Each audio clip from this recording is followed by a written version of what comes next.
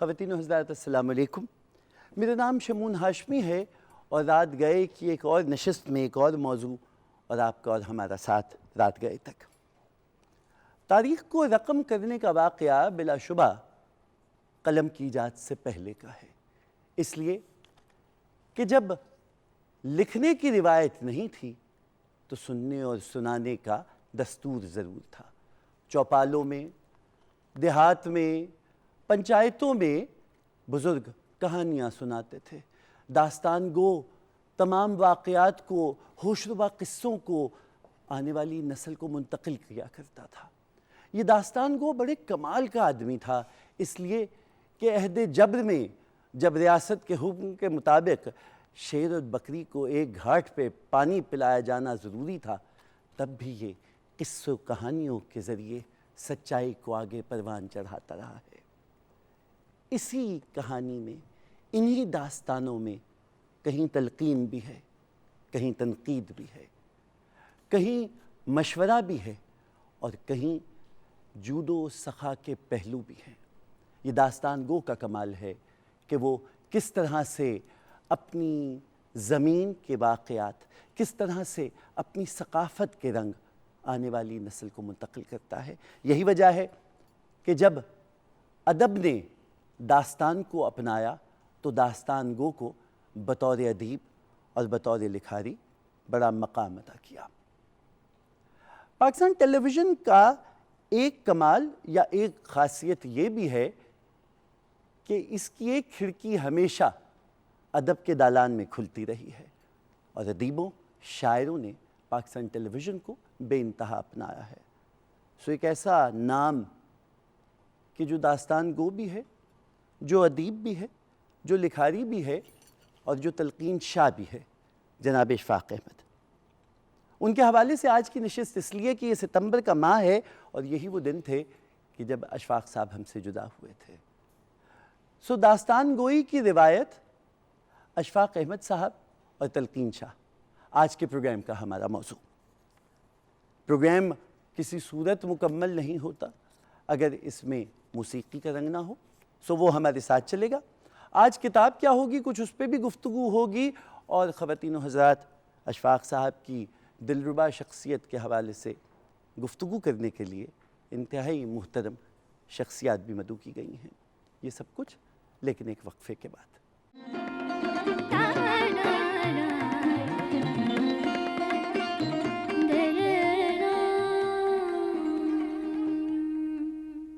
خواتین و حضرات، ایک بار پھر خوش آمدید. رات گئے کی نشست ہے. میں نے بریک پہ جانے سے پہلے آپ سے عرض کیا تھا کہ آج کی نشست اس لحاظ سے بہت مخصوص بھی ہے اور بہت محترم بھی ہے کہ ستمبر کا ماہ ہے اور جناب اشفاق احمد انہی دنوں میں ہم سے رخصت ہوئے تھے. پاکستان ٹیلی ویژن اور اشفاق صاحب کا جو تعلق ہے اس کی بنا پہ جی چاہتا ہے کہ ایک نشست تو کم سے کم ان کے نام کی جائے. اشفاق احمد صاحب کی کئی جہتیں، ادیب بھی ہیں، داستان گو بھی ہیں اور وہ جو ہمارے ہاں اورل ٹریڈیشن کی سوسائٹی ہے کہ ہم قصے کہانیوں کے لوگ تھے. مجھے لگتا ہے کہ اشفاق صاحب نے فی زمانہ اورل ٹریڈیشن کے جتنے بھی زاویے ہیں، بھلے وہ ریڈیو ہو، بھلے وہ ٹیلی ویژن ہو، بھلے وہ فلم ہو، ان سب کا استعمال کیا اپنے پیغام کو آگے بڑھانے کے لیے. جہاں ان کا قلم بہت تیز تھا وہاں ان کی آواز بڑی زوردار بھی تھی اور بڑی اثر انگیز بھی تھی. ان تمام جہتوں پہ بات کرنے کے لیے دو انتہائی محترم شخصیات ہمارے اسٹوڈیو میں آج تشریف فرما ہیں. جناب بابا محمد یحییٰ خان کے نام سے آپ سب بخوبی واقف ہیں. درویش بھی ہیں اور بیک وقت گوشہ نشین بھی ہیں اور سیاہ نورد بھی ہیں. دنیا بھر میں دین کی، نیکی کی گفتگو کرتے پھرتے ہیں اور پھر بھی ہمیشہ بوریا نشین رہتے ہیں. آپ ادیب ہیں، آپ اداکار بھی ہیں، آپ کی کئی جہتیں ہیں اور جب آپ سے گفتگو کرنے کا موقع ملا اور آپ کے بارے میں جاننے کا موقع ملا تو سیالکوٹ سے تعلق ہے اور آپ کے والد صاحب کا خصوصی تعلق تھا علامہ اقبال سے اور اسی شفقت کے رشتے میں خود علامہ اقبال نے آپ کا نام تجویز کیا. قدرت اللہ شہاب صاحب، بانو قدسیہ، ممتاز مفتی صاحب، سب سے آپ کی صاحب سلامت رہی. لیکن اشفاق صاحب سے آپ کا ایک خصوصی ربط، خصوصی تعلق ہے، سو اسی حوالے سے آپ سے گفتگو ہوگی. اور وہ جو ایک صوفیانہ رنگ ہے اشفاق صاحب کا، وہ آپ تک کیسے آ رہا ہے اور اس کا کیا دونوں کے درمیان ایک انکہا سا رشتہ ہے، اس پہ بات ہوگی. آپ کی کتابیں ہیں کاجل کوٹھا، پیا رنگ، کالا، شبدیدہ، موم کی مورت، من مندر مسجد. آپ ادیب اس حوالے سے ریڈیو پاکستان سے بھی تعلق، میں کتنی باتیں آپ کی بتلاتا چلوں. خواتین حضرات، امجد طفیل صاحب سائیکالوجی پڑھاتے ہیں کہ اسسٹنٹ پروفیسر ہیں، لیکن یہ کیا کیجئے کہ سرشت میں لکھنا لکھا ہے. سو ادیب بھی ہیں، افسانہ نگار ہیں.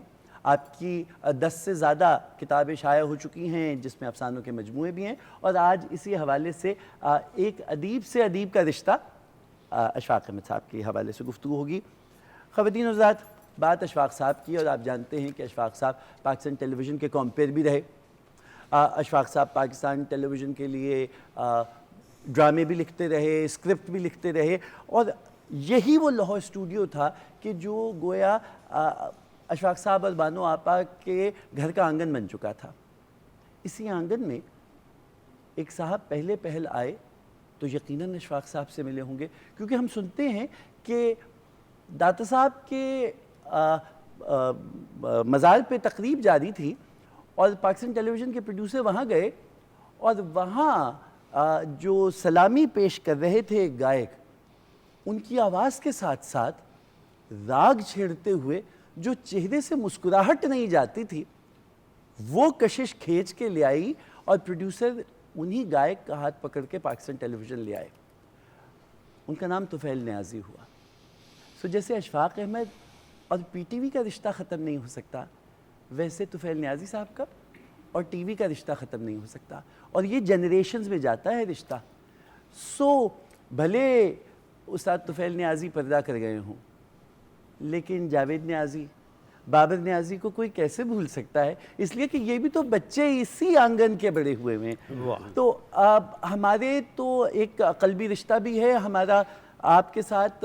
بابر بھائی، جاوید بھائی، جسے کہنا چاہیے کہ ہمارا باعث ہے آپ کی طرف، تعصب ہے ہمارا آپ کی طرف کہ نہیں آپ ہمارے ہیں چاہے جیسے ہیں، اور اس کے سبب یہی ہے کہ آپ طفیل نیازی صاحب کی جب ٹیلی ویژن، جیسے آپ نے فرمایا کہ ٹیلی ویژن کے پہلے جو سنگرز تھے، پہلے سنگر جو تھے وہ والد صاحب تھے طفیل نیازی جی صاحب. بالکل پہلا. اس طرح ہمیشہ جاوید صاحب کو میں روکتا بھی رہتا ہوں، لیکن یہ پھر بھی بول دیتے ہیں ٹیلی ویژن کے سب سے پہلے بچے جو جب بچوں کا پروگرام سٹارٹ ہوا جی تو سب سے پہلے بچے ہم ہی تھے. ہم ہیں جو آن ایئر گئے. تو میں نے یہ کہنا کہ آپ ٹی وی کے بچے ہیں. اب ہم بچوں والے ہو گئے، پہلے ہم بچے تھے، اب بچوں والے ہیں. بہت شکریہ. آج ان کی آواز کا جادو جگے گا. دونوں طفیل نیازی صاحب کی نام کی لاج کو نبھا رہے ہیں. استاد سلامت علی خان سے بھی شاگردی کی سعادت آئی ہے.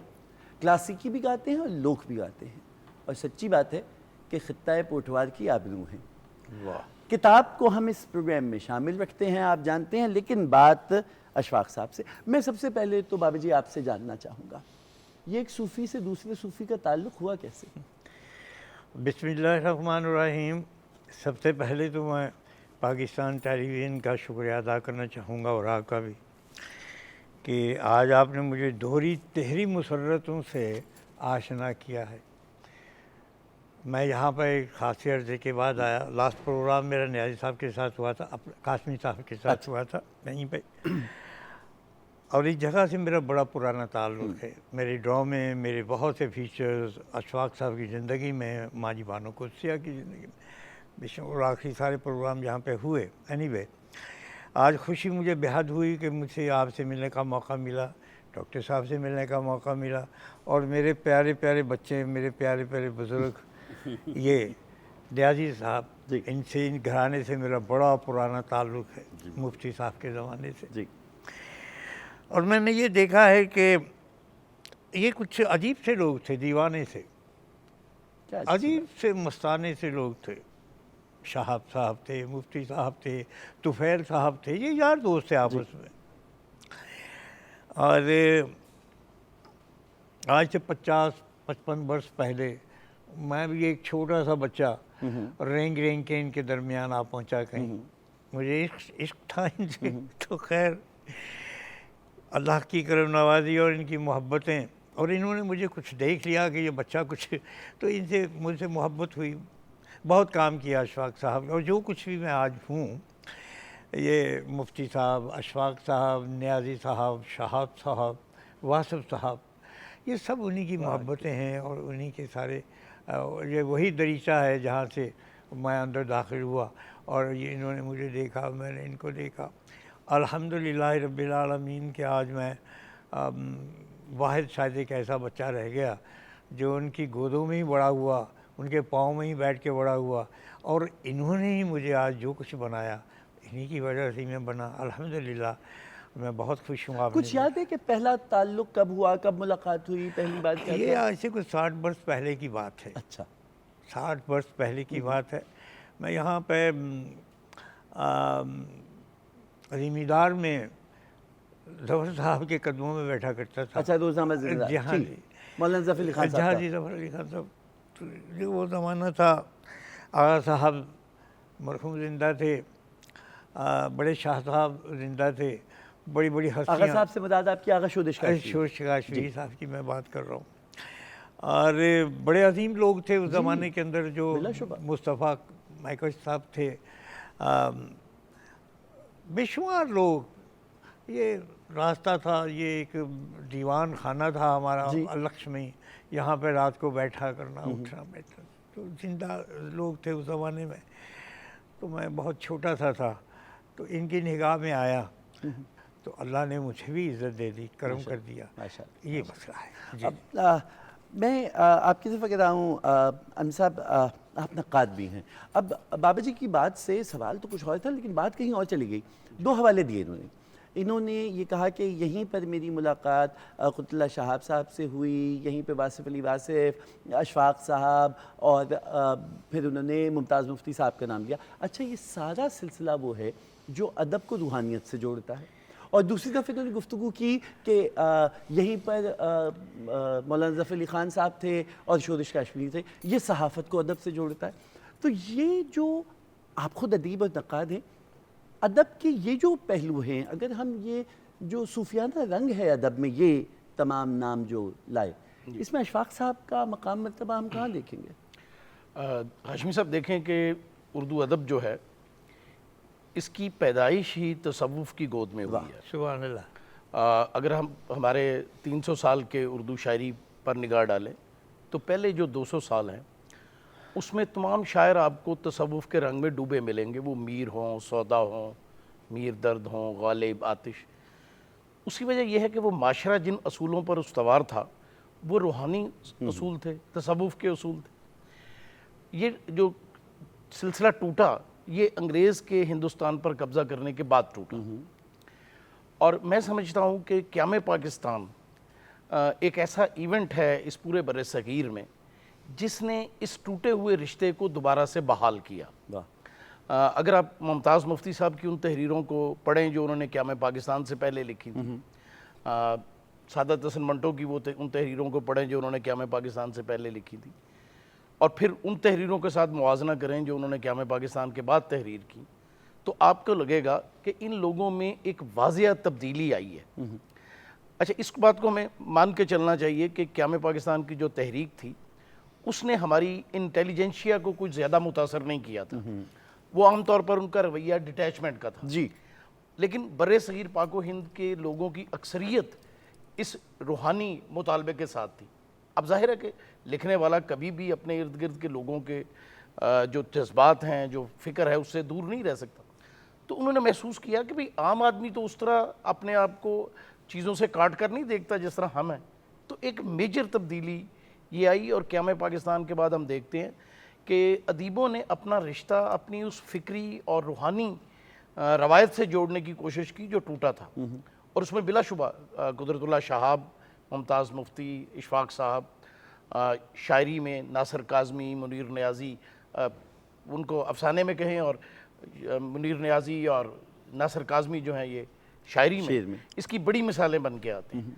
तो उसकी वजह यह है कि आज जब हम, चूँकि मैं नफ्सियात का तालिब इल्म भी हूँ, तो नफ्सियात ने एक बड़ा लंबा सफ़र किया है। आप कह लीजिए कि 20वीं सदी की तकरीबन सारी दहाइयाँ जो हैं, کہ انسان کو صرف مادی حوالے سے سمجھا جائے، اور الٹیمیٹلی جو پچھلے 30 سال ہیں نفسیات میں، وہ اسپرچویلٹی اور ریلیجیوسٹی کو قبول کرنے کے ہیں، کہ زندہ انسان جو ہے وہ صرف مادی حوالہ نہیں ہے، اس کے ساتھ انسان کی جو فکری ہیں سوچیں، جو اخلاقی سوچیں ہیں، جو روحانی سوچیں ہیں، وہ بھی جڑی ہوئی ہیں، اس کے بغیر آپ نہیں دیکھ سکتے۔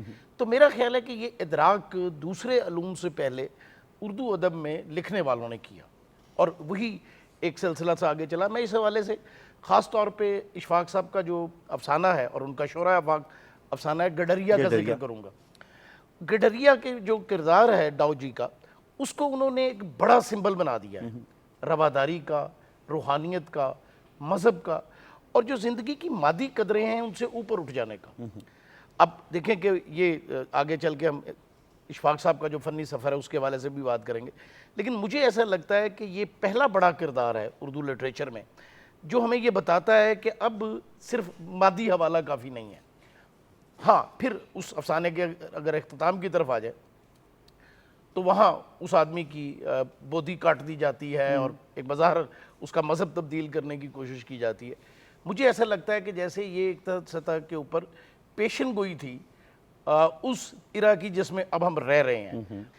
ادیب ہمیشہ سے اس طرح کی فکر کے مخالف رہے ہیں، وہ کہ آزادی کے قائل ہیں، مذہبی آزادی کے قائل ہیں، روحانی رواداری آزادی کے قائل ہیں، رواداری کے قائل ہیں، اور یہ بنیادی اصول جو ہے یہ ہمارا مذہب بھی ہمیں سکھاتا ہے۔ اور تصوف کا انسٹیٹیوشن اس لیے اس میں بہت امپورٹنٹ ہے کہ وہ صوفیہ کے پاس جو جاتا ہے وہ اس سے رنگ مذہب نہیں پوچھتے، فقہ نہیں پوچھتے، مسلک نہیں پوچھتے، اسے قبول کرتے ہیں۔ تو ادبی سطح کے اوپر انسان کو قبول کرنے کا رویہ، وہ انسان جو جیسا وہ ہے، وہ اچھا ہے برا ہے، اس کے اندر خرابی ہے اچھائی ہے، کیونکہ انسان میں دونوں چیزیں ہیں، اس کو قبول کرنا ہے۔ اور یہ قبولیت مجھے لگتا ہے کہ منٹو کے ہاں بھی قیام پاکستان کے بعد کے افسانوں میں ابھری ہے۔ بابو گوپی ناتھ جو ہے اس کی ایک بڑی مثال ہے، اور اشفاق صاحب چونکہ جونیئر کنٹمپریری ہیں ان لوگوں کے، تو انہوں نے اس ساری صورتحال کو اپنے اندر جذب کیا ہے اور اس کو آگے بڑھایا ہے۔ بہت اچھا، بہت اچھا۔ میں نے جیسے عرض کیا تھا کہ ایک ایسا ہی درویش جو ہے وہ پاکستان ٹیلی ویژن داتا صاحب سے لے کے آیا جو استاد طفیل نیازی ہوئے۔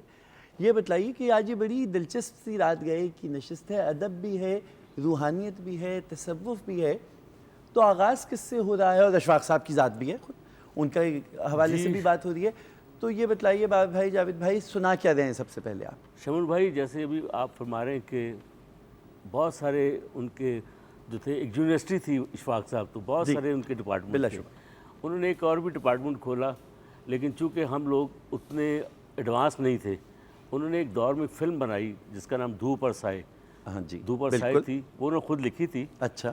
اور اس کا میوزک جو تھا وہ طفیل نیازی صاحب سے دلوایا۔ اچھا۔ اور منیر نیازی صاحب سے اس کی پوئٹری، اس کے جو گانے لکھوائے گئے۔ اچھا۔ لیکن وہ فلم بہت ہی زوردار تھی، بہت ہی مزیدار تھی، لیکن لوگوں کے اوپر سے گزر گئی، کیونکہ اس کو ہم نے کیش نہیں کروایا، اس سبجیکٹ کو، اس والے سبجیکٹ جو جسے ہم آرٹ مووی کہتے ہیں، ہم اس کو کیش نہیں کر سکے۔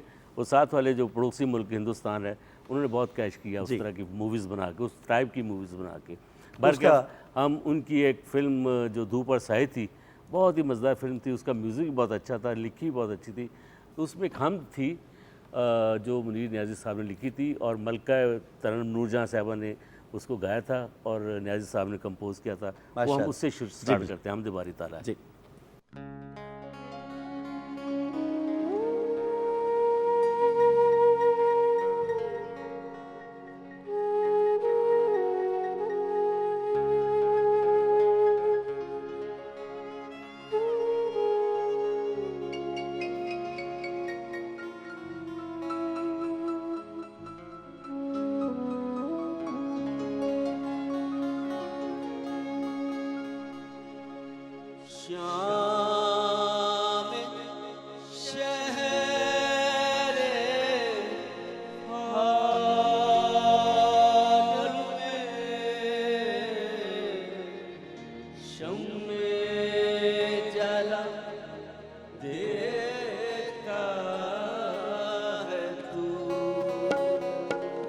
شام شہر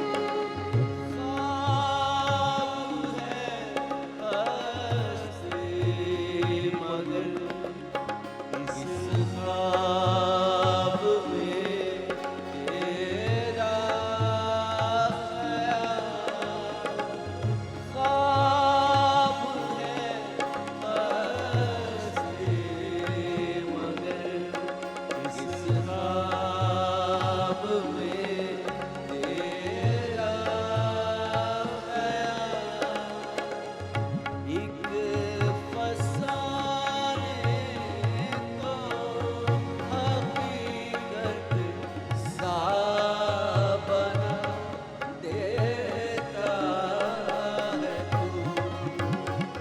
श्याम शहरे हाल में शम्मे जला देता है तू।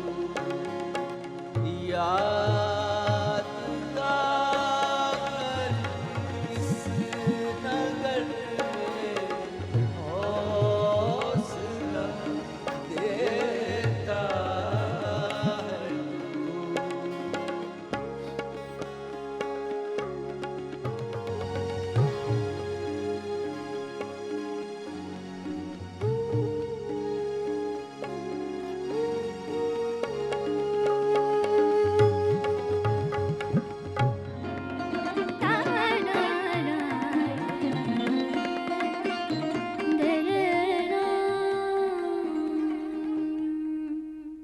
ख़वातीन हज़रात, एक बार फिर खुश आमदीद। रात गए की नशस्त है और ये मखसूस है जनाब अशफाक़ अहमद की शख्सियत के हवाले से, और गुफ्तगू हो रही है बाबा याहिया साहब से और अहमद साहब से। बाबा साहब तसव्वुफ़ में ये कहिए कि बैत हैं जनाब अशफाक़ अहमद के सिलसिले से, और साइकोलॉजी पढ़ाते हैं लेकिन अदब लिखते हैं। तो फैन साहब, एक ही घर में दो शख्सियात हैं और दोनों कमाल की हैं। एक बड़े बरमला गुफ्तगू करते हैं, एक बड़े धीमे लहजे में लिख देती हैं। अशफाक़ साहब और बानो कुदसिया, दोनों से आपके राह रस्म रही, दोनों में क्या शख्सियात में क्या तज़ाद था और दोनों अलग अलग कैसी थी? मेरे लिए बड़ा दिलचस्प सब्जेक्ट है। बड़ी खूबसूरत बात आपने फरमाई है। मुझे एक बहुत लंबा अरसा माँ जी और बाबा जी के करीब रहने का मौका मिला, और मैं समझता हूँ कि खिदमत का जितना मौका मुझे मिला और जो कुछ मुझे हासिल करने का मौका मिला और जो कुछ मुझे देने और लेने का मकसद आया उनके साथ, वो मेरी ज़िंदगी के खूबसूरत ज़माने थे माशाल्लाह। तो बरमिला में मैं कह सकता हूँ कि बहुत से हवालों से मैं माँ जी के और बाप बना अशफाक़ साहब के, उनकी औलाद से भी ज़्यादा करीब था माशाल्लाह। इस बहुत सारे हवालों से। कुछ मेरे अंदर कुछ आदतें ऐसी थीं, खूबियाँ ऐसी थीं या बुराइयाँ ऐसी थीं या अनोखेपन ऐसे थे कि वो इससे हल उठाते थे और लुत्फ़ लेते थे। अच्छा। ना कि अशफाक़ साहब, बल्कि मुफ्ती साहब और अक्सी साहब और शहाब साहब, उनकी फैमिली से भी। बल्कि मुझे यहाँ तक भी फ़ख्र हासिल है कि मैं शहाब साहब के उस ज़मानों में भी साथ था जब मैं यूरोप में थे, जब वो फ़लस्तीन में थे। अच्छा। मैं उनके साथ रहा और मैं उनके साथ साथ साए की तरह रहा। तो डॉक्टर साहब ने जो कुछ फरमाया है इस सिलसिले में, मैं समझता हूँ कि किसी भी आर्टिस्ट का, किसी भी फ़न का मज़हब के साथ कोई ताल्लुक़ नहीं रहना चाहिए और होना भी नहीं चाहिए। दास्तान सराय में ये फ़न कहाँ था? बानो आपा की तरफ कि अशफाक़ साहब की तरफ? बानो माँ जी के पास फ़न था। वाह। और मैं बड़ा झिझक ये बात कह सकता हूँ कि मैंने फ़न को माँ जी के पास किसी और सूरत में देखा, और वो सूरत और वो शक्ल बड़ी नुमायाँ और बड़ी खूबसूरत थी। बाबा जी के पास फ़न जो था वो मैं समझता हूँ कि दिया हुआ नहीं है। वो फ़न जो है उन्होंने लिया हुआ फ़न है, दिया हुआ नहीं है। माँ जी को ये फ़न मिला। और कई बार ऐसा भी हुआ कि माँ जी के साथ बहस के दौरान में उन्होंने इस चीज़ को तस्लीम किया कि बानो तुमने ये बात खूब कही, अच्छी कही है। और मैं कह सकता हूँ कि माँ जी के फ़न से मैं बड़ा मुतासिर था, और बाबा जी के इखलाक से, मोहब्बत से, प्यार से, रवैयों से। क्या अच्छी बात है। अब बाबा जी ने एक बड़ी मज़े की बात की, बड़ी दिलचस्प बात की कि अशफाक़ साहब के पास ये फ़न कुदरती नहीं था, बल्कि उन्होंने मेहनत करके लिया। और इस फ़न की दो शक्लें हैं, एक अफसाना था और एक ड्रामा था। आपकी नज़र में ज़्यादा अच्छे फ़नकार कहाँ हुए, वो अफसाना लिखते हुए या ड्रामा लिखते हुए? मेरी ذاتی رائے میں اشفاق صاحب کا شمار ان لوگوں میں ہوتا ہے جن کے پاس آرٹ آف پریزنٹیشن بہت اعلیٰ تھا. اس کا اظہار پہلے تو افسانوں میں ہوا, ایک محبت 100 افسانے, اجلے پھول, پھر آگے چل کر انہوں نے سائنس فکشن لکھا جو اردو میں بہت خال ہے. انہوں نے بعض حالات حاضرہ پر ایسے افسانے لکھے جن کو جو بہت بڑا رسک تھا جب وہ لکھ رہے تھے, اور انہوں نے بڑے سلیقے سے لکھا, اس طرح لکھا کہ انہوں نے اپنی بات بھی کہہ دی اور کوئی اس پر انگلی بھی نہیں رکھ سکتا تھا. تو یہ تو ان کا فن تھا, اور فنی اعتبار سے میں سمجھتا ہوں جن افسانہ نگاروں کو اردو میں نے پڑھا ہے, جن کے پاس بات کرنے کا بہت اعلیٰ سلیقہ تھا, ان میں ایک اشفاق صاحب تھے. ہوا یہ کہ جب وہ افسانے سے ڈرامے کی طرف گئے تو ڈرامہ چونکہ اس کی ریچ زیادہ تھی. پہلے انہوں نے ریڈیو کے لیے لکھا, پھر جب پی ٹی وی شروع ہوا تو پی ٹی وی پر لکھا, پھر انہوں نے اپنے افسانوں کو بھی ڈراماٹائز کیا. تو چونکہ اس کی ریچ زیادہ تھی تو پھر وہ زیادہ ان کی توجہ رہی ڈرامے کی طرف.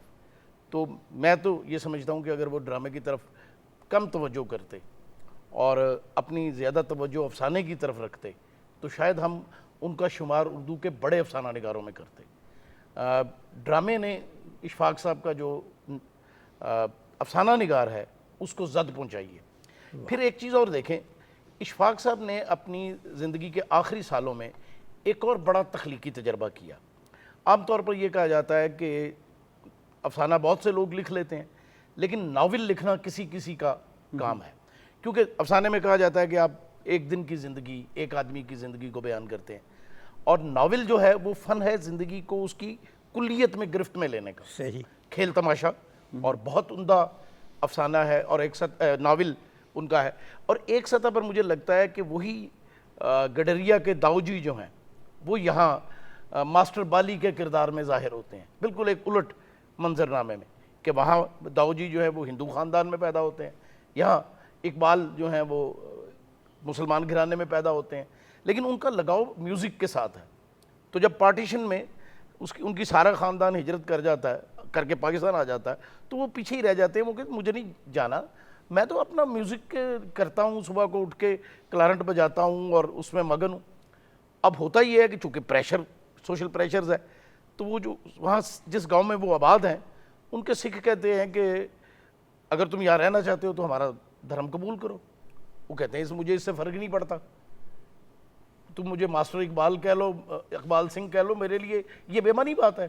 اور وہ وہاں رہ جاتا ہے. پھر وہ پاکستان آتا ہے کردار, اور بہت طاقتور کردار ہے اردو افسانے کا, ناول کا. اگرچہ آخر تک آتے آتے وہ تھوڑا سا اس طرح ڈھیلا پڑ جاتا ہے کہ وہ ایک اور زندگی میں ٹرن لیتا ہے, اس کا کوئی کہہ لے کہ لاجیکل جو ایک ریزن فن میں موجود ہوتا ہے وہ ہمیں کم دکھائی دیتا ہے. لیکن اس کے باوجود جو انہوں نے ناول لکھا ہے وہ یاد رہنے والا ناول ہے. تو بنیادی طور پر آپ اس طرح دیکھیے کہ اشفاق صاحب, ایک لفظ انگلش میں ہے, اردو میں وہ کم استعمال ہوتا ہے, فکشن. فکشن کا فن بنیاد کرتا ہے قصے پر. اب یہ قصہ ناول میں بھی ہو سکتا ہے, افسانے میں بھی ہو سکتا ہے, اور ڈرامے میں بھی ہو سکتا ہے. تو بنیادی طور پر اشفاق صاحب فکشن نگار ہیں, اور تینوں جگہ انہوں نے اپنے نقش, اپنے فن سے, اپنی کریٹیو ابیلٹی سے اپنے نقش جمائے ہیں. آپ دونوں کی گفتگو سے جو میرے سامنے تصویر سی ابھر رہی ہے وہ یہ ہے کہ شاید اشفاق صاحب نہ ڈرامہ نگار تھے, نہ وہ افسانہ نگار تھے, نہ وہ ادیب تھے. بنیادی طور پہ وہ مبلغ تھے, اور اپنی بات کو بیان کرنے کو وہ مختلف ژانرز استعمال کرتے رہے. اور اس کے لیے انہوں نے یہ فکر نہیں کی کہ فلم بنا لیتے ہیں, ٹی وی کے کامپیر بن جاتے ہیں, تلقین شاہ بن گئے. بیسیکلی تلقین شاہ ان کے اندر کا جو ہے, از اٹ سو, کیا یہی بات ہے؟ میرا خیال ہے آپ نے بہت درست نشاندہی کی ہے. دیکھیے دو طرح کے لکھنے والے ہوتے ہیں. ایک یہ سمجھتے ہیں کہ وہ جو لکھ رہے ہیں اس کے اندر کوئی کانشیس آئیڈیالوجی نہیں آنی چاہیے, کوئی بہت فکر جڑی ہوئی ان کے اندر نہیں آنی چاہیے. دوسرے وہ ہوتے ہیں جو کہتے ہیں کہ نہیں, ہمارا ایک فکری تناظر ہے, اس پورے تناظر کو ہم نے کانشیسلی اپنے ادب میں لانا ہے. اچھا, یہاں فرق نظر آتا ہے. اگر آپ کانشیسلی اپنا فکری تناظر لا رہے ہیں تو جو چھوٹا تخلیق کار ہے اس کا ادب بہت چھوٹا رہ جائے گا, کیونکہ وہ نظریے کی, فکر کی نظر ہو جائے گا. جو بڑا لکھنے والا ہے وہ اپنی تخلیقی قوت سے اس اپنی فکر کو فن پارہ بنا دیتا ہے. صحیح. تو آپ کی بالکل درست ہے کہ ان کا بنیادی کردار جو ان کے ہاں میں نظر آتا ہے وہ تلقین شاہ کا ہے. ایک ایسا فرد جو معاشرے کو ایک خاص سطح پہ دیکھنا چاہتا ہے, جو بعض معاشرتی رویوں کو پسند کرتا ہے, بعض معاشرتی رویوں کو وہ پسند نہیں کرتا.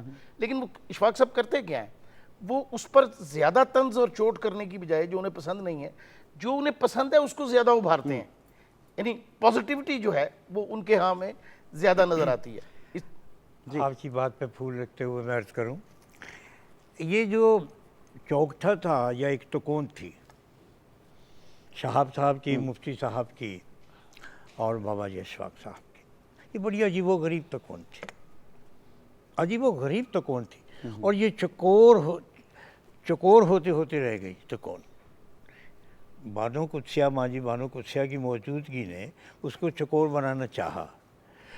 اور یہ تینوں لکھنے والے عجیب و غریب لکھنے والے تھے, ان کا سب کا مطمع نظر اور فکر جو انگیزی تھی وہ مختلف تھی, یکسر ایک دوسرے سے علیحدہ تھی. اب مفتی صاحب کی آپ تحریریں پڑھ لیجئے, بڑی بڑی کتابیں لکھی, جو کچھ بھی لکھی وہ اور چیز ہے. 2000 کتابیں لکھے شہاب صاحب نے, وہ بالکل علیحدہ ہیں. بابا جی نے بھی چھوڑی تھی. لیکن جو اثر انگیزی ماں جی کی تحریر میں تھی اور جو ان کو مقبولیت ملی, اس لیے کہ ان کے اوپر انہوں نے ان تینوں کا اثر نہیں لیا, ان تینوں نے ماں جی کا اثر لیا. اچھا, یہ جو بابا جی کی گفتگو ہے, اس سے ایک اور پہلو بار بار آپ نے اردو ادب کے تکون کا نام لیا ہے. ان تینوں نے رائٹرز گلڈ بھی بنائی تھی جی, اور وہ انجمن ترقی پسند مصنفین کے پیرلل ایک تنظیم کریٹ ہوئی. جی, اور یہ ادب کی دو مشہور تحریکیں ہیں, قدامت پسند اور ترقی پسند. بڑی خوبصورت سی بات جو ہم ان دونوں تحریکوں کے درمیان اس وقت دیکھتے ہیں وہ یہ کہ یہ ادبی اور نظریاتی سطح پہ تھی, ذاتی سطح پہ نہیں. سو ہم دیکھتے ہیں کہ یوسف کامران جو ترقی پسند تحریک کے آدمی ہیں, وہ پاکستان ٹیلی ویژن کے لیے اشفاق صاحب کا انٹرویو کر رہے ہیں, اور بڑا مشہور انٹرویو ہے وہ. جی, یہ کب ہوا ہمارے ہاں کہ یہ نظریاتی اختلاف ذاتی ہو گیا, اور بجائے اس کے کہ ادیب شاعر جو مختلف فکر کے ترجمان ہوتے ہیں اور باہمی گفتگو سے ادب کو نئی جلا بخشتے ہیں, انہوں نے اس کو اپنا کلٹ بنا لیا.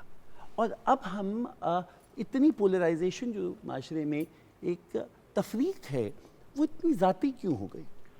دیکھیے آپ اگر ان دونوں تحریکوں کی طرف چلے جائیں, انجمن ترقی پسند مصنفین 1936 میں اس کا باقاعدہ آغاز ہوتا, اور وہ ادب کو طبقاتی حوالوں سے دیکھتی ہے. وہ ادیب سے یہ تقاضا کرتی تھی کہ اسے پسے ہوئے طبقوں کے ساتھ ہونا چاہیے, اور جو ظالم طبقے ہیں, اوپر والے طبقے ہیں, ان کی مخالفت کرنی چاہیے. دوسری تحریک جو ہے وہ حلقہ رباب ذوق کی ہے, جس کا باقاعدہ آغاز 1939 میں لاہور سے ہوا. یہ تحریک یہ کہتی تھی کہ نقطہ نظر لکھنے والے کا ذاتی معاملہ ہے, اسے کسی ایک نقطہ نظر کا پابند ہم نہیں کر سکتے. تو یہ قیام پاکستان تک تو یہ دونوں دھارے پیرالل بہتے رہے. قیام پاکستان کے بعد یہ ہوا کہ 1952 میں راولپنڈی سازش کیس بنا, اور اس کے بعد انجمن ترقی پسند مصنفین کو بین کر دیا گیا. اب سوال یہ تھا کہ لکھنے والے جو ہیں وہ کوئی سیاستدان تو نہیں ہوتے, انہوں نے تو لکھنا ہی ہے, تو اب وہ کہاں جائیں؟ تو اس وقت جو بیشتر لکھنے والے تھے وہ حلقہ رباب ذوق کے پلیٹ فارم پر آئے. اس وقت حلقہ رباب ذوق چلاتے تھے قیوم نظر صاحب, اردو کے پروفیسر تھے گورنمنٹ کالج لاہور میں, بہت عمدہ شاعر تھے, اور اس دور کا جو ادبی منظرنامہ ہے اس کے بڑے نمایاں لوگوں میں تھے. اردو کے پہلے کمنٹیٹر تھے کرکٹ کے. تو انہوں نے ان لوگوں کو ویلکم کہا. پہلے بھی یہ ایک دوسرے کے جلسوں میں جاتے تھے, حلقہ رباب ذوق سے وابستہ لوگ انجمن میں جاتے تھے, انجمن سے وابستہ لوگ حلقے میں آتے تھے. پھر اگلا سٹیپ آتا ہے جس میں رائٹر گلڈ بنتی ہے. اس کے مقاصد تھے وہ یہ تھے رائٹرز کی فلاح, اور انہوں نے رائٹرز کی فلاح کا کام کیا بھی ہے. شہاب نامہ میں اس کا بڑا تفصیلی ذکر ہے. آدم جی ایوارڈ ادب پہ ملنا شروع ہوا, ادیبوں کے لیے ریزیڈینشل کالونیاں بننے کا آغاز کیا گیا. تو اب یہ تھا کہ یہ اختلافات چلتے تھے نقطہ نظر کی بنیاد پر. اب جو فکری اختلاف ہوتا ہے وہ بڑا ہوتا ہے، جی اس اختلاف سے بھی جو چیزیں پیدا ہوتی ہیں وہ بڑی ہو سکتی ہیں. جو ذاتی اختلافات ہوتے ہیں وہ بڑے ادنا درجے کے ہوتے ہیں، ان میں پڑھ کر کبھی آپ کوئی بڑی چیز تخلیق نہیں کر سکتے. اچھا ایک بات یاد رکھیے، میرا جو عالمی ادب کو بھی پڑھنے کا تجربہ ہے وہ یہ کہتا ہے کہ بڑا کریٹیو پرسن چاہے وہ کسی بھی شعبے میں ہو، وہ جب تک اپنی ذات سے اوپر نہیں اٹھتا وہ بڑا تجربہ نہیں کر نہیں سکتا. کہتا تھا. جب وہ میں کرتا رہے گا تو وہ پھر میں ہی رہے گا. تو ٹھیک ہے لکھنے والا اپنا احوال لکھتا ہے، ہڈ بیتی بھی لکھتا ہے، جگ بیتی بھی لکھتا ہے، لیکن بڑا لکھنے والا وہ ہوتا ہے جو اپنے تجربے سے ہڈ بیتی کو جگ بیتی بنا دیتا ہے اور جگ بیتی کو ہڈ بیتی بنا دیتا ہے. بابا جی یہ تو تصوف کی بات ہو گئی، یہ تو تصوف کی بات ہو گئی کہ جو اپنے آپ کو نہ مار سکا، اپنی ذات کو، اپنی میں کو نہ مار سکا، اور یہی سارا تصوف کی بنیاد ہے. آپ کی جو کتابیں ہیں ان کا موضوع کیا ہے؟ میری کتابوں کا موضوع جو ہے وہ انسان کی اپنی سوچ ہے کہ وہ کیا سوچتا، وہ دوسروں کی سوچ کو اڈاپٹ نہیں کرتا، اپنی سوچ کو انلارج کرتا. میں لفظ میں نے استعمال کیا، ڈاکٹر صاحب نے استعمال فرمایا، تو میں ایسے ہی میں کرتا رہتا ہوں. تو میری کتابیں جو تھی دراصل میں ادیب نہیں تھا، شاعر نہیں تھا، میں تو پڑھا لکھا بھی نہیں ہوں. تو یہ ان لوگوں کی کرم نوازی تھی کہ انہوں نے مجھے تھوڑا سا کہا کہ پک کیا مجھے تھوڑا سا کہ آپ لکھیں، تو لکھا.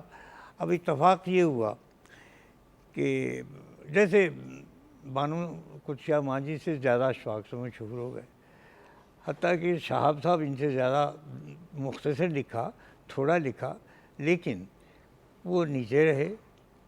دو چار لکھا، ختم کرنی باتیں. اشفاق صاحب نے بہت لکھا، ڈرامے بھی لکھے، یہ بھی لکھے، فیچر بھی، فلمیں، سب کچھ کیا. مختلف جیسے فرمایا ڈاکٹر صاحب نے، مختلف تجربے کیے انہوں نے. میرے موضوعات نہیں ہیں، اور میں بالکل ایک ہٹ کے میں نے لکھا ہے. جو میری 4 5 6 کتابیں ہیں، تو ان کو لکھنے کا میں نہیں سمجھتا کہ میرا کوئی خاص کوئی موضوع ہے. نہ میں نے مذہب پہ لکھا، نہ میں نے اس چیز پہ لکھا. میں نے صرف اس لیے لکھا، بتایا لکھ کے کہ بھائی لکھا جاتا ہے اس لیے کہ آپ اس سے لطف اندوز بھی ہوں، اس سے آپ کی معلومات میں اضافہ بھی ہو، اس میں آپ سمجھیں کہ روحانیت کیا ہے، رومانیت کیا ہے، جنس کیا ہے، انسانیت کیا ہے. تو ان ساری چیزوں کے اب چونکہ میں زیادہ تر سفر میں رہتا ہوں، مجھے بہت سفر ہی میرے ہوتے ہیں. تو مجھے یہ بتائیے کہ پھر پیا کا رنگ کالا کیسے ہو گیا؟ یہ بھی اشفاق صاحب کی مہربانی ہے کہ وہ رنگ ہو گیا کالا جیسے بھی ہوا، لیکن اس رنگ سے مجھے سکون بڑا ملا. اس رنگ سے میں بابا محمد یحییٰ، بابا تو پخ لگی ہوئی ہے، تو یحییٰ خان ہی تھا میں. اور میں یہ سمجھتا تھا کہ یہ اصل میں مجھے اقبال رحمۃ اللہ علیہ نے پہنایا تھا. ہاں جی. اچھا. اور یہ انہی کی دین ہے، تب سے یہ سلسلہ ماشاءاللہ. وہ ہے. ہم اب اگر کچھ سلسلہ موسیقی کی طرف لے جائیں، کیونکہ بڑی ہم نے ثقیل اردو کی ساری تاریخ، لیکن بہت دلچسپ، اور میں آپ سے عرض کروں کہ خود میرے لیے یہ میری طالب علمی کے لیے بہت ہی ایک نفیس نشست ہے.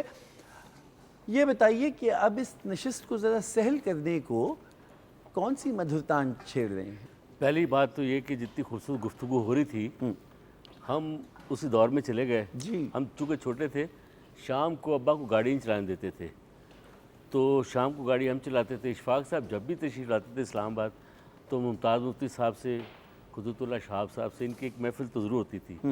اس محفل میں میرے والد کو بھی یاد کیا جاتا تھا، وہ بھی جاتے تھے. اچھا ہمیں موقع ملا ان کے پاس بیٹھنے کا، ان کی باتیں سننے کا، لیکن چونکہ اتنی بڑی سماعت نہیں تھی کہ کیا گفتگو ہوتی ہے، لیکن یہ ضرور پتہ اندر سمجھتے تھے کہ کوئی بات بہت یونیک اور بڑی بات ہو رہی ہے، کیونکہ یہ بندے انہیں سونے گئے نے اور اتنی بڑی باتیں کرتے، اتنے بڑے آدمی ہیں. تو وہ سارا دور میری آنکھوں کے سامنے سے گزر رہا ہے. تو اسی فلم کا، جس فلم کی میں بات کرتا ہوں، جس کی ڈائریکشن بھی ان کی اپنی تھی اشفاق صاحب کی، اور لکھا بھی انہوں نے لکھی بھی انہوں تھی، اسی فلم کا ایک گیت جو طفیل نیزی صاحب کی کمپوزیشن ہے اور انہوں نے ہی گایا تھا. اور کبھی صاحب کی میرا خیال پہلی فلم تھی جس میں وہ ہیرو تھے. جی. تو یہ ان پہ ہی فلم آیا تھا، تو وہی پیش کرتے ہیں. منیر نیازی صاحب کی شاعری ہے یہ.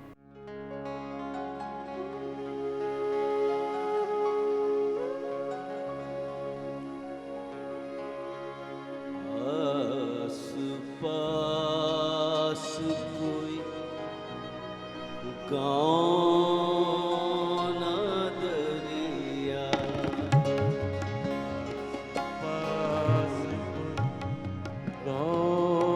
दरिया और बदरिया छाई है आस पास कोई गाँव ना दरिया और बदरिया छाई है शाम भी जैसे किसी पुराने सोग में डूबी आई है आस पास गाँव ना दरिया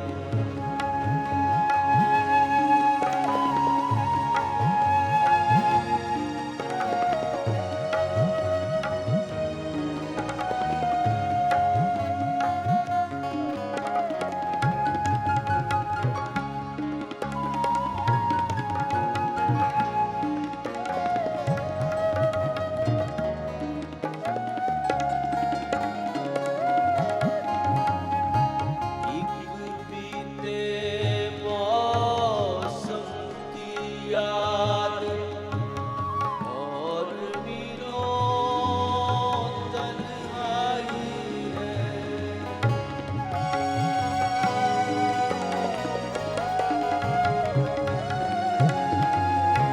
कितने जतन किए मिलने को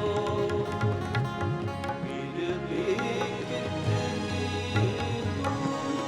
दूरी है चलते चलते हार गया मैं चलते चलते हार गया फिर भी राह अधूरी है आस पास कोई गाँव ना दरिया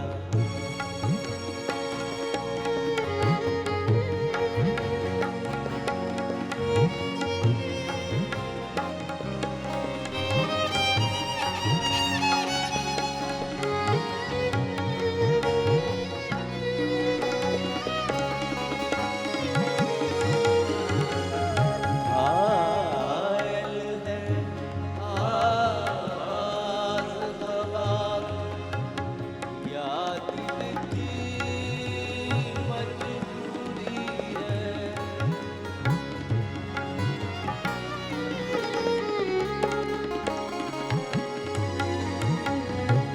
घायल है आवाज़ हवा या दिल की मजबूरी है कैसी थकन इस रास्ते में मुझे डराने आई है एक धोखा चाहत में एक धोखा चाहत में या इसमें सच्चाई है आस पास कोई गाँव ना दरिया और बदरिया छाई है आस पास कोई गाँव ना दरिया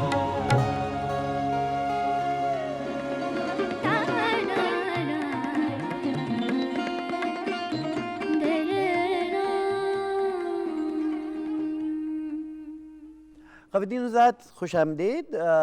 रात गए की नशिस्त जारी है।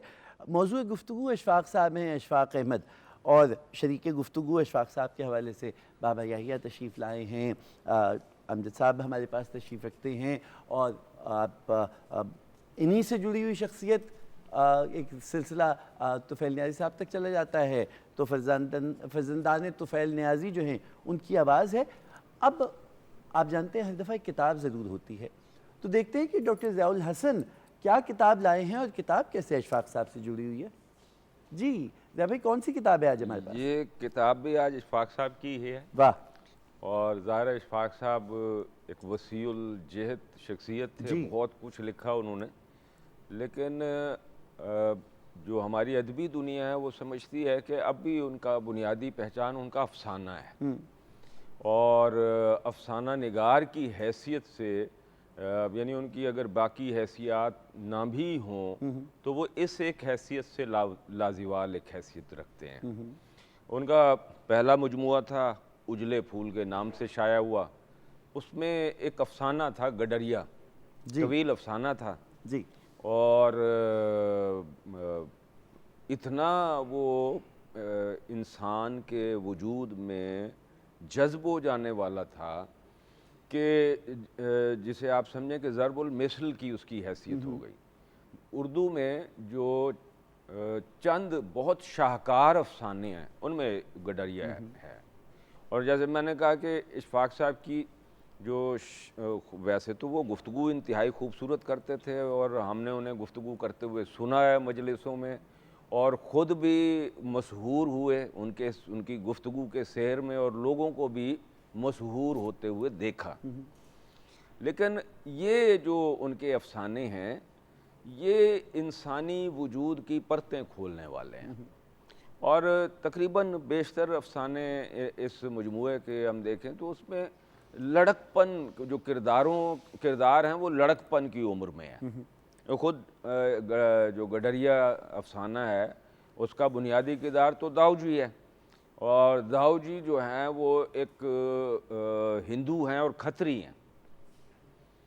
یہ اتنا خوبصورت افسانہ ہے کہ میں سمجھتا ہوں کہ یہ حالانکہ طویل افسانہ ہے، 42 صفحے کا افسانہ ہے، لیکن انسانی وجود کو اتنے خوبصورت طریقے سے پیش کرتا ہے۔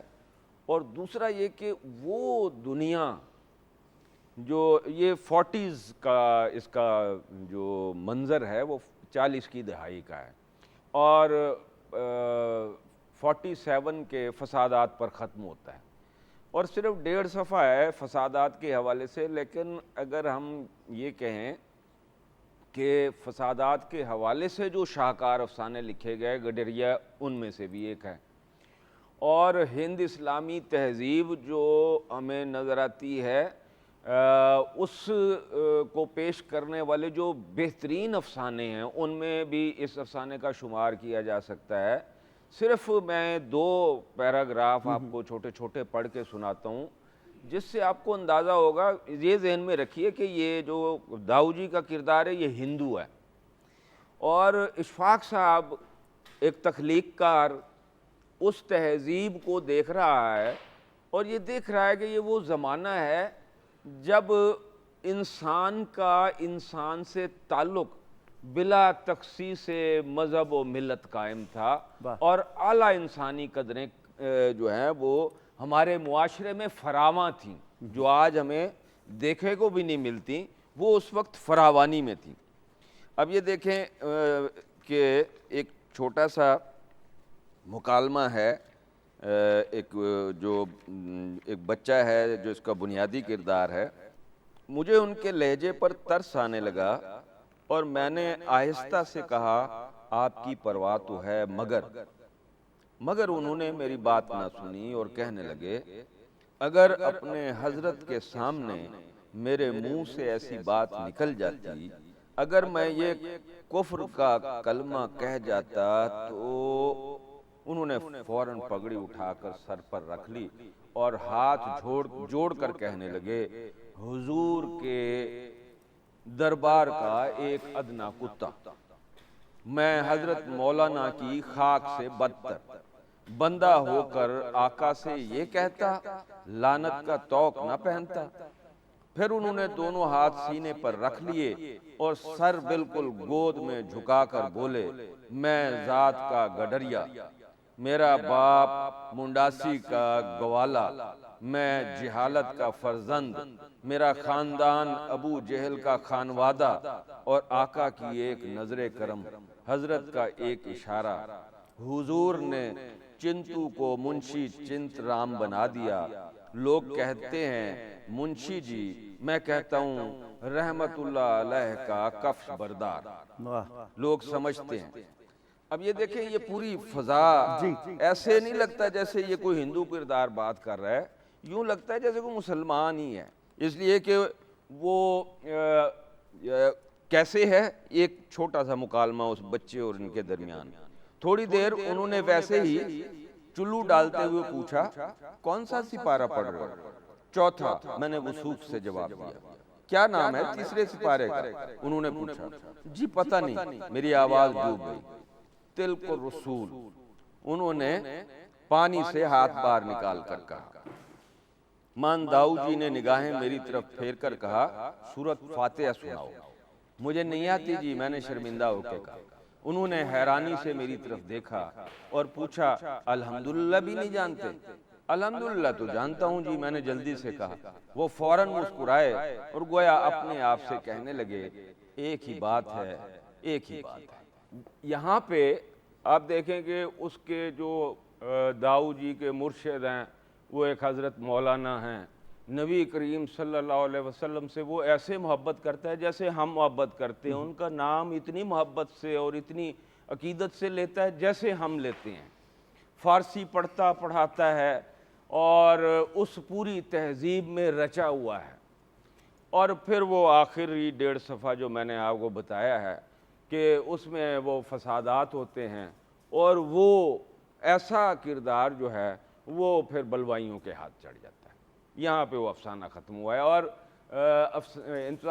اشفاق صاحب کے افسانے ایسے ہی ختم ہوتے ہیں، یعنی انتہائی گہرے انسانی جذبات و احساسات پہ ان کا اختتام ہوتا ہے۔ اور ہمیں وہ پورا افسانہ ہم پڑھتے ہیں، ایک آپ جانتے ہیں کہ اشفاق صاحب کے مزاج میں تھوڑی شگفتگی بھی تھی، شگفتہ مزاجی ایک تھی، تو پورے افسانے پہ وہ شگفتہ مزاجی طاری رہتی ہے، اور لیکن اس شگفتہ مزاجی کے ساتھ ساتھ ہمارے وجود کی وہ پرتیں بھی کھولتے رہتے ہیں۔ اور جب افسانہ ختم ہوتا ہے تو ایک گہرے ملال اور ایک گہری اداسی اور ایک گہرے درد میں اپنے قاری کو وہ ڈبو دیتے ہیں، جس کی وجہ سے وہ افسانہ جو پہلے ہم پڑھتے ہوئے ہمارے باہر تھا وہ ہمارے وجود میں داخل ہو جاتا ہے۔ بہت میں سمجھتا ہوں کہ یعنی کم از کم گڈریا تو ایک ایسا افسانہ ہے جسے ہر پاکستانی کو پڑھنا چاہیے، تاکہ ہم یہ جانیں کہ ہم پہلے کتنے وسیع الظرف تھے۔ بہت شکریہ عزیز بھائی، کیا اچھا آپ کتاب کا موضوع لے کے آئے، اور کیسے آپ نے اسے اشفاق صاحب کے ساتھ جوڑا، اور کیسے اچھا آپ نے گڈریے کی ہمیں تشریح اور اس کی توجیہ اس کے لکھنے کی بتلائی۔ آپ کا بہت شکریہ۔ اور جیسے خود زیاد صاحب نے فرمایا، یہ ایک افسانہ ہے کہ ہم سب کو ضرور پڑھنا چاہیے۔ اگلے پروگرام میں دیکھتے ہیں آپ ہمارے لیے کون سی کتاب لائیں گے۔ آپ کی طرف آتے ہیں۔ یہ سب جو بات ابھی کتاب کے تناظر میں ہوئی، یہ رواداری کے حوالے سے بات ہوئی، اور پھر یہ کہ کس طرح سے صوفیانہ مزاج نے رواداری کی بات کی ہے، لیکن ایک اور پہلو بھی تو ہے اس کا، وہ یہ کہ اقبال خانقاہی نظام کے خلاف ہے، اور اشفاق صاحب معاشرے کو اصلاح کے لیے خانقاہ کی جانب لے جا رہے ہیں۔ تو دونوں کیا مختلف اسکول آف تھاٹ کے لوگ ہیں؟ اقبال صاحب بھی درست تھے کہ میری سمجھ نہ آئے ہے نظام خانقاہی، تو تیری رضا ہو تو کر۔ وہ بیدار تھے، حتیٰ کہ اس زمانے میں پیر جماعت علی شاہ صاحب اور گولڑا شریف والے سارے بزرگ موجود تھے جی، جو آپ کے حلقہ احباب میں سے بھی تھے، وہ ان کے پاس آیا کرتے تھے، یہ ان کے پاس جایا کرتے تھے۔ نظام خانقاہی کے خلاف نہیں تھے، وہ انداز خانقاہی کے خلاف تھے۔ صحیح معنوں میں وہ خود صوفی تھے، بہت بڑے صوفی تھے۔ ان کی ایک ایک ادا، ان کی پوری شاعری، پورا کلام، پورا تفکر لے لیں آپ، پوری تعلیم لے لیں، تو یہی چیز واضح ہوتی ہے کہ وہ صوفی تھے، بہت بڑے صوفی تھے۔ تلقین شاہ کا کردار براڈ کاسٹنگ میں ایک یونتا ہے اور بڑا کمال کی چیز ہے. تلقین شاہ کے کردار نے اشفاق احمد کی افسانے اور اشفاق احمد کی جو ادیبانہ حیثیت تھی اس کو کتنا اس کے اوپر وہ غالب آ گیا؟ دیکھیے یہ جو تلقین شاہ کا کردار انہوں نے کریٹ کیا اور پھر بڑے لمبے عرصے تک اس کو انہوں نے نبھایا، اوڑھ لیا، اس نے عوامی سطح کے اوپر ان کی شہرت میں بہت اضافہ کیا اور لوگ پھر ان کو اسی اینگل سے دیکھنے لگے. جہاں تک افسانہ نگار کا ان کی ذات کے اندر موجود ہونا ہے، میرا خیال ہے کہ انہوں نے اپنے افسانہ نگار کو تلقین شاہ کو کریٹ کرنے کے لیے استعمال کیا کہ وہ جو بات کرتے تھے وہ اس کو خاص طرح سے بناتے تھے، ایک جیسے واقعہ گھڑنا ہوتا.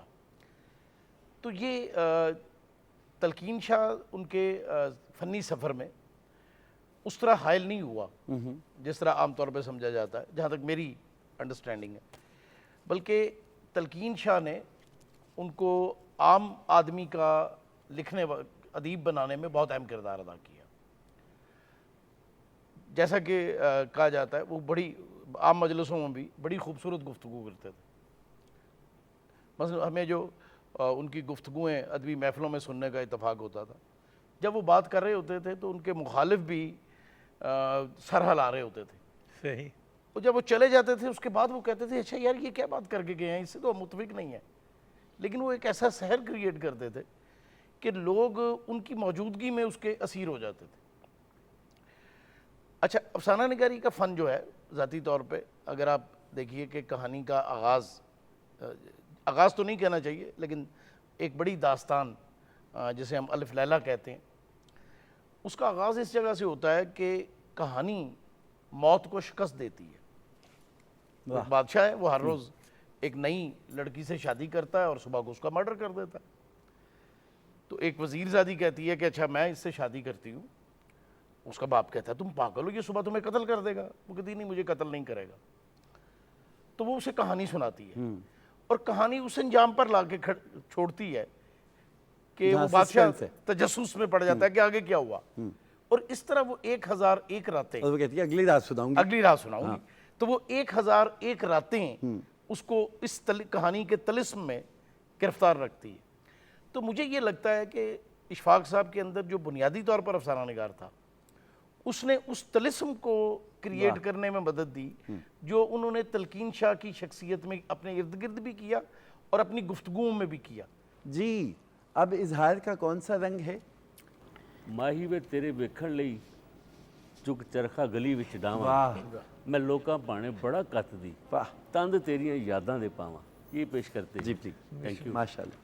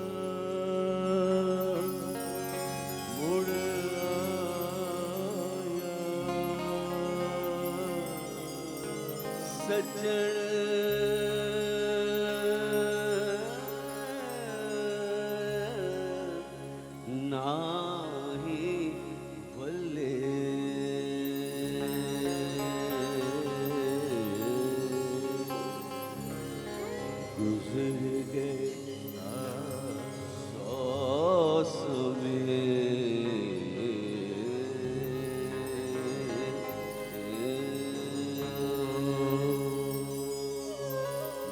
माही वे तेरे हाय माही वे तेरे ਵੇਖਣ ਲਈ ਚੁੱਕ ਚਰਖਾ ਗਲੇ ਵਿੱਚ ਡਾਂ ਮਾਹੀ ਵੇ ਤੇਰੇ ਮਾਹੀ ਵੇ ਤੇਰੇ ਵੇਖਣ ਲਈ ਚੁੱਕ ਚਰਖਾ ਗਲੇ ਵਿੱਚ ਡਾਂ ਮੈਂ ਲੋਕਾਂ ਪਾਣੀ ਮੈਂ ਲੋਕਾਂ ਪਾਣੀ ਬੜਾ ਕੱਤ ਦੇ ਦੰਦ ਤੇਰੀਆਂ ਯਾਦਾਂ ਦੇ ਪਾਂ ਮਾਹੀ ਵੇ ਤੇਰੇ ਵੇਖਣ ਲਈ ਚੁੱਕ ਚਰਖਾ ਗਲੇ ਵਿੱਚ ਡਾਂ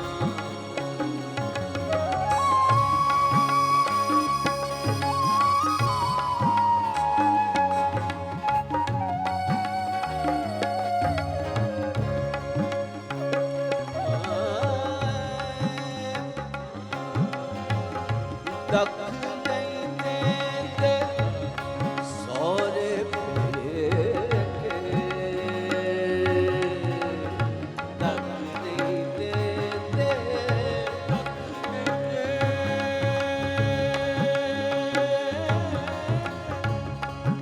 ਸਹੁਰੇ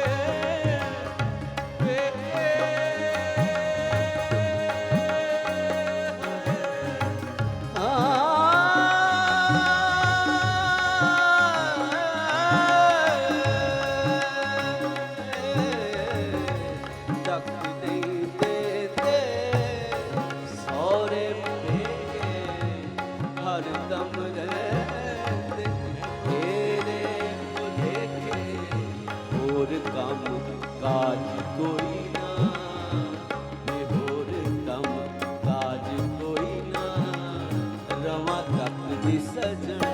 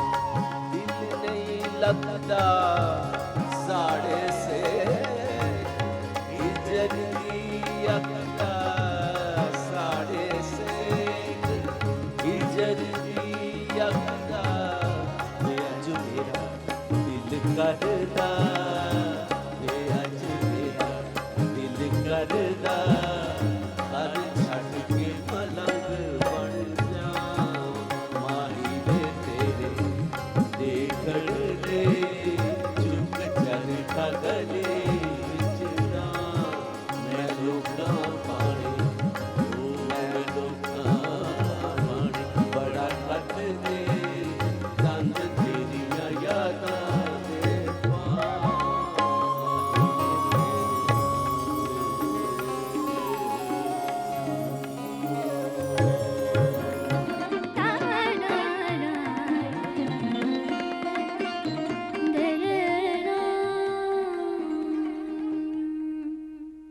خواتین و حضرات، رات گئے کی یہ نشست جناب اشفاق احمد کی شخصیت، ان کے فن اور اس فن کے پھیلاؤ سے متعلق تھی، اور جیسے کہ میں نے پہلے عرض کیا کہ بات بہت پھیل گئی ہے اشفاق احمد صاحب کے حوالے سے. ہم اشفاق احمد بحیثیت صوفی بات کرنا چاہیں, افسانہ نگار بات کرنا چاہیں, ناول نگار بات کرنا چاہیں, ڈرامہ نگار بات کرنا چاہیں, ٹیلی ویژن کا قوم پہ تلقین شاہ, سب جہتوں کو ملا دیں تو بابا جی آپ کی نگاہ میں آخری اور فائنل اور اصلی اشفاق احمد کون ہے؟ ایک اچھے انسان, جس کا پیغام کیا تھا؟ انسانیت, فلاح بہبودی, محبت کا پھیلاؤ, یہ ان کا پیغام تھا. وہ ایک مجلسی انسان تھے. یہ باقی جتنی بھی جہتیں آپ نے بتائی ہیں, جتنی بھی ان کی خوبیاں بتائی ہیں, یہ ان کو مجبور کیا گیا کہ آپ ایسا کر سکتے ہیں. ان کو ماحول ایسا ملا کہ آپ یہ بھی کریں, یہ بھی کریں. جو کچھ بھی لکھا انہوں نے مجبوری پہ لکھا, خود نہیں لکھا, اندر سے کسی نے نہیں لکھوایا انہیں. اندر سے کچھ لکھوایا تو بانو جی کو لکھوایا, ان کو نہیں لکھوایا. یہ کہ یہ اپنی انسانیت کے پیغام کو پھیلانے کے لیے انہوں نے ان چیزوں کا سہارا لیا. بالکل صحیح ہے, اس لیے کہ وہ آسانی سے کر سکتے تھے. ان کے پاس وسائل تھے, ان کے پاس علم تھا, تعلیم تھی, ماحول تھا, اور ارد گرد کے جو دوست تھے وہ سارے وابستہ تھے, انہی چیزوں سے وابستہ تھے. شہزادے تھے سارے, راتوں کو جگنے والے, موسیقی کی محفلیں سننے والے, اور وہ نشستوں میں زیادہ بیٹھیں, گھر کم بیٹھیں. صاحب یہی سوال اگر میرا آپ سے ہو کہ اردو ادب میں جب اردو ادب طے کرے گا, میزان طے کرے گا, تو اشفاق احمد کو کہاں تولے گا؟ میرا خیال ہے کہ اردو ادب میں وہ لکھنے والے جو قیام پاکستان کے بعد منظر عام پر آئے, ان میں جو چند نمایاں افسانہ نگار, ناول نگار, ڈرامہ نگار ہوئے ہیں, ان میں اشفاق صاحب کا نام بہت نمایاں رہے گا. مجھے ایسا لگتا ہے کہ اشفاق صاحب کو اگر ہم سمجھنا چاہیں یا بیان کرنا چاہیں تو ہم ان کے اسی افسانے کو, جس کو ہم نے بہت ڈسکس کیا ہے, اسی کا ٹائٹل یوز کر سکتے ہیں. وہ بنیادی طور پر گڈریے تھے, اور انہوں نے اپنی اس حیثیت کو قبول کیا. دیکھیے, انہوں نے جیسے گڈریا جو ہے وہ اپنے ریوڑ کی حفاظت کرتا ہے, اس کی سمت طے کرتا ہے, اس کی نگرانی کرتا ہے, اس کو بھٹکنے نہیں دیتا. یہ وہ کردار تھا جو انہوں نے پاکستانی لوگوں کے حوالے سے اختیار کیا. ان کا تلقین شاہ, ان کے ڈرامے, یہ سارے لوگوں کو ایک خاص سمت میں رکھنے کے لیے تھے. اور سمت کون سی تھی؟ وہ سمت تھی اعلیٰ انسانی اقدار کا حامل پاکستان. اب ہم وہ بن پائے ہیں یا نہیں بن پائے ہیں یہ ایک الگ بات ہے, لیکن ان کے سامنے یہی تھا کہ بھئی یہ جو اختلافات ہیں نسل انسانی کے درمیان, اس کی بنیاد بہت ہو سکتی ہے. نسل ہو سکتی ہے, زبان ہو سکتی ہے, رنگ ہو سکتا ہے, مذہب ہو سکتا ہے, مسلک ہو سکتا ہے. آپ ان سے اوپر اٹھ کر جو ایک انسانی سطح ہے اس کے اوپر ایک دوسرے کو قبول کریں. آپ یہ چھوڑ دیں کہ ایک آدمی مندر میں جا رہا ہے یا ایک آدمی مسجد میں جا رہا ہے, یہ اس کا اب کرنے دیں, یہ اس کا حق ہے. آپ یہ دیکھیں کہ کیا وہ دوسرے انسانوں کے لیے فائدہ مند ہے, کیا وہ دوسرے انسانوں کے ساتھ محبت کا تعلق بنا سکتا ہے. اگر بنا سکتا ہے تو وہ سب کے لیے قابل قبول ہے. تو میں بنیادی طور پہ اشفاق احمد کو 20ویں صدی کے اردو کے بڑے تخلیق کاروں میں شمار کرتا ہوں, اور جن کی ایک کمٹمنٹ تھی, اور وہ کمٹمنٹ تھی اس ملک کے ساتھ اور اس ملک کے لوگوں کے ساتھ. اچھا, اب اس میں کہیں یہ نہیں تھا کہ وہ کہتے تھے باقی دنیا ختم ہو جائے, وہ باقی دنیا کے ساتھ بھی زندگی اسی طرح کمفرٹیبل رہنا چاہتے تھے, اور وہ چاہتے یہ تھے کہ ہمارے معاشرے میں جو اعلیٰ انسانی اقدار ہیں اس میں محبت ہے, اخوت ہے, دوسرے لوگوں کے حقوق کا خیال رکھنا ہے, یہ ہمارے معاشرے میں ہونی چاہیے. اور اس کی مثال جو ان کے سامنے تھی وہ گڈریا کی تھی. تو یہی کردار مجھے نظر آتا ہے جو اشفاق احمد اپنے افسانے کے ذریعے, اپنے ناول کے ذریعے, اپنے ڈرامے کے ذریعے, بطور تلقین شاہ, اور وہ پھر بعد میں جو انہوں نے ٹیلی ویژن کے اوپر نشستیں کی لوگوں کی تربیت کے لیے, یہ اس میں وہ کرتے دکھائی دیتے ہیں. جو زاویہ ان کا پروگرام جی, تھا. زاویہ پروگرام. آخری سوال میرا جو گفتگو امجد صاحب نے کی بابا جی آپ کے لیے, جو رواداری کا پاکستان 11 اگست کی تقریر میں قائد اعظم نے پاکستان کی دستوری اساس دی اور اس میں بات کی، اور جس سماجی انقلاب کی جانب اشفاق صاحب لے کے جاتے رہے کہ سب کا پاکستان، رواداری کا، محبت کا، انسانیت کا پاکستان، بن نہیں پایا ہے، پر کیا بن پائے گا؟ اس کا جواب بڑا مشکل ہے، بہت مشکل ہے۔ اگر تاریخ عالم کو آپ مطالعہ کریں اور دیکھیں قوموں کے زوال اور ان کے عروج کے جو درمیانی مراحل ہیں وہ کیسے کیسے طے ہوئے، تو آپ کو ایک چیز ثابت ہوتی، ایک چیز واضح بھی ملتی ہے کہ بہت سی قومیں ایسی ہیں کہ جنہوں نے کچھ بھی نہیں کیا کچھ بن پائے، اور جنہوں نے بہت کچھ کیا وہ رہ گئے۔ اصل میں جو چیز ڈاکٹر صاحب فرماتے ہیں وہ بالکل درست بات ہے۔ ہمیں سب سے پہلے انسان کے اندر اس کی ذمہ داریاں، ان کی نشاندہی کرنی چاہیے، اور ان کی پھر اس کو ذمہ دار بننے کے لیے اس کی مدد کرنی چاہیے۔ اور یہ کام ادیب اور شاعر جو ہے اور ایک تحریک کار جو ہے، چاہے وہ پینٹر ہے، چاہے وہ رقاص ہے، چاہے وہ مغنی ہے، چاہے سازکار ہے، کچھ بھی ہے، یہ کام آسان طریقے سے وہ ادا کر سکتا۔ جب تک آپ انسانیت کی اس چیز کے اوپر ہاتھ نہیں رکھیں گے، اندر انگلی نہیں رکھیں گے، اس وقت تک وہ کام نہیں بنے گا۔ بڑا مشکل ہو گیا۔ میں نے تو پاکستان اپنے ہاتھ سے بنایا۔ آپ اس میں کچھ نقطہ ہاشمی صاحب، میرا خیال یہ سوال ہے پہ اسی پہ آؤں۔ کہ یہ بات کہ جیسا ہم پاکستان بنانا چاہتے تھے وہ نہیں بن پایا، اس کو مانتے ہوئے جو لکھنے والا ہوتا ہے نا، کریٹیو پرسن ہوتا ہے، وہ خواب دیکھنے والا ہوتا ہے، وہ اعلیٰ اقدار جو ہیں ان کا ترجمان ہوتا ہے۔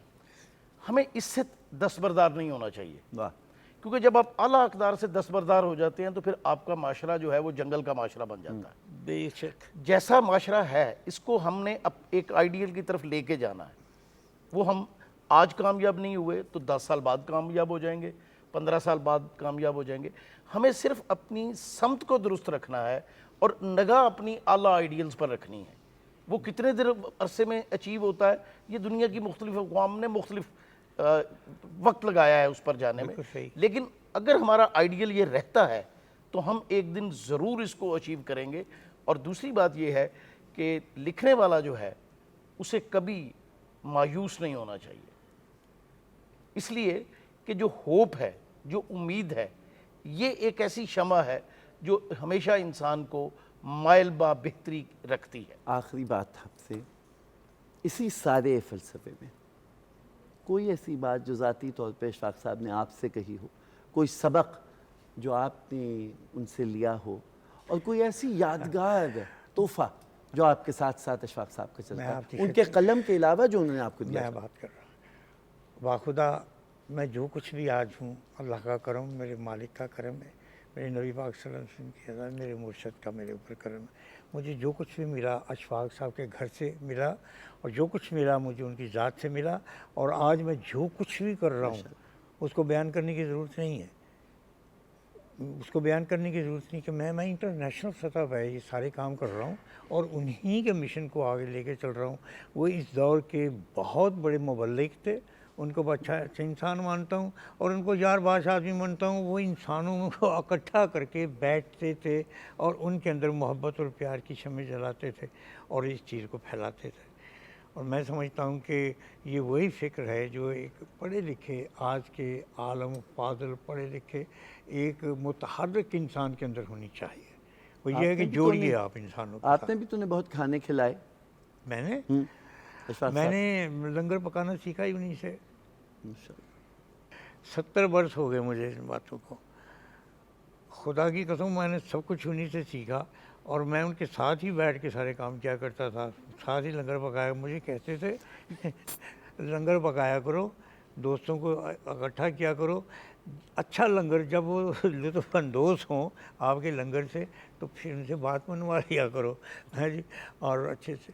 بس میں سمجھتا ہوں کہ میری کتابوں کے اندر جو کچھ اشفاق سے اپنے قلم سے لکھا ہے وہ پڑھنے کی خاصی چیز ہے۔ کیا اچھی گفتگو ہے بابا جی۔ آپ نے لنگر کی بات کی، لنگر بھی تو بلا تخصیص رنگ، نسل، مذہب، کسی بھی تعصب کے بغیر سب کو ساتھ لے کے چلنے کی ایک برصغیر پاک و ہند کی روایت ہے۔ خواتین حضرات، اشفاق احمد کی شخصیت کے کئی پہلوؤں پہ بات ہوئی، بار بار پلٹ کے ایک بات واپس آتی رہی، وہ تلقین شاہ ہو، وہ گڈریے کا وہ کردار ہو کہ جو ہندو ہو کر بھی جناب رسالت مآب صلی اللہ علیہ وآلہ وسلم کا عاشق ہے۔ قدر مہندر سنگھ بیدی سحر نے کہا تھا کہ ہم کسی دین سے ہوں قائل کردار تو ہیں، ہم ثنا خان شہ حیدر کرار تو ہیں، اور عشق ہو جائے کسی سے کوئی چارہ تو نہیں، صرف مسلمہ کا محمد پہ اجارہ تو نہیں۔ اسی خیال کو اشفاق احمد نے کبھی تلقین شاہ بن کر، کبھی افسانہ نگار بن کر، کبھی مبلغ بن کر بار بار ہمیں بتانا چاہا۔ پاکستان کی اساس محبت پر ہے، یہ معاشرہ محبت پر قائم رہ سکتا ہے، رواداری پر قائم رہ سکتا ہے۔ تعصب نہ مذہب میں نہ مملکت میں اس کی جڑوں کو ہلا دے گا۔ آپ دونوں حضرات کا بہت شکریہ۔ چلتے ہیں محبت کے ایک اور پیغام کی طرف جو طفیل نیازی صاحب کی آواز تھی اور اب ان کے دونوں صاحبزادوں بابر نیازی اور جاوید نیازی کی آواز۔ بہت شکریہ۔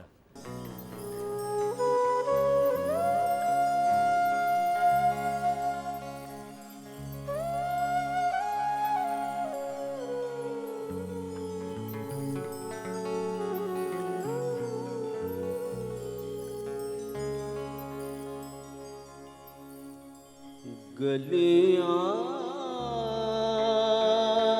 تاں تیریاں بابل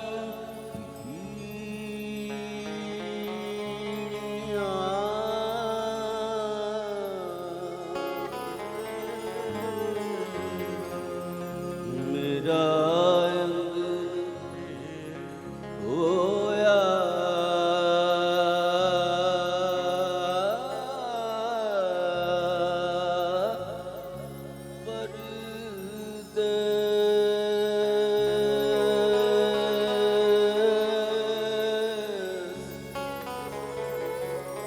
رکھ بابل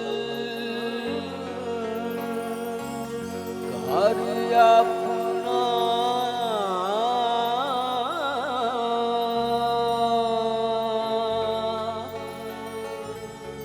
دھی چلی بگانے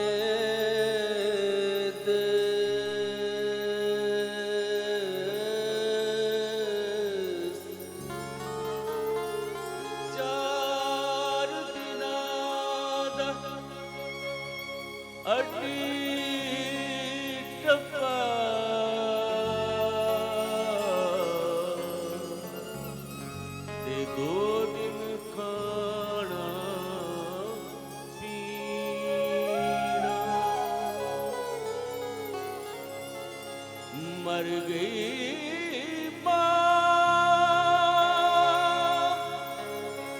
تے مک گئے ماپے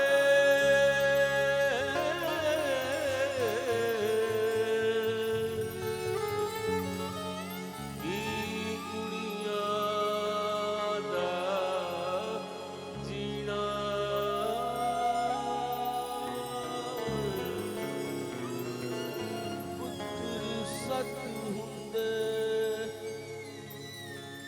تے گھروں کٹدا نا وے باغلا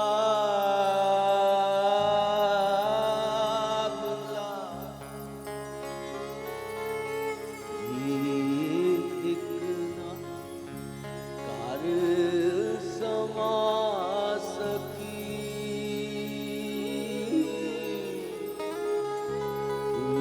ساڈا